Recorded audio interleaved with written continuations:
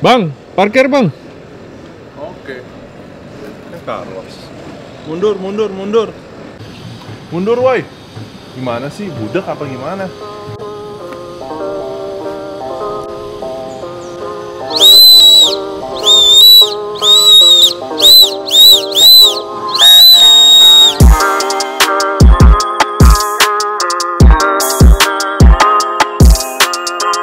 Halo, balik lagi bersama gue, tukang parkir atau wasit dengan sepatu ini. Oke, hari ini kita mau unboxing New Balance 574 Yurt. Kelihatan kan di sini boxnya, dan kenapa namanya Yurt? Karena di box ini udah ada gambarnya. Ini tempat tinggal orang Mongol atau orang yang nomadic di utara sana. Central Asia. Central Asia tepatnya. Kalau kita lihat tuh dari boxnya tuh selalu colorful ya, dari Salehi Bembury ini. Gambar belakangnya kayaknya orang sana ya, pakai sepatu dia. Dia kan ada grafiknya, gambarnya bagus. Terus papernya ada tulisan New Balance dengan Salehi Bembury dengan iconic fingerprint dia. Dan ini sepatunya bisa ditiup ya di sini. Jadi cukup unik. Sepatu ini tuh kayaknya tergolong dengan sepatu trail deh.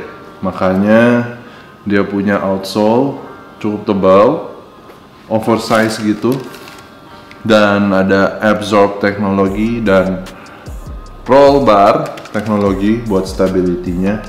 Terus ada extra, I don't know, outsole overlapping gitu outsole, ya. Biar stabil. Iya. Gitu. Ya, pokoknya buat stability ini. Sepatu hiking, tapi kayaknya sayang deh buat hiking karena uppernya itu terbuat dari suede, hairy suede gitu, warna grey. Terus ada sedikit leather. Dan gue paling suka sih meshnya itu patternnya begini. Patternnya si Salehi nih unik banget. Dan bagian New Balance logonya itu 3M, ada outline warna putih. Terus ada Salehi Bembury tag di sini, warna suede light grey. Terus yang paling unik sih ininya sih whistle ya. Jadi konsepnya apa sampai ada whistle itu? Konsepnya kalau lu lost di hiking, lu bisa manggil orang nih. Okay. Kalau di tengah hutan gitu ya nyasar, bisa lah, bisa niup. Boleh juga, boleh banget nih. Atau kalau yang tadi itu dibilangin suruh mundur nggak mundur-mundur, ya boleh lu tiup pakai ini. Terus bagian tangnya ada ripstop material New Balance NB Yurt 574 dan lacesnya warna putih. Terus ujungnya gue suka nih, ujungnya di dip oleh warna grey, jadi sesuai dengan warna si sepatunya. Terus insole-nya ternyata bertekstur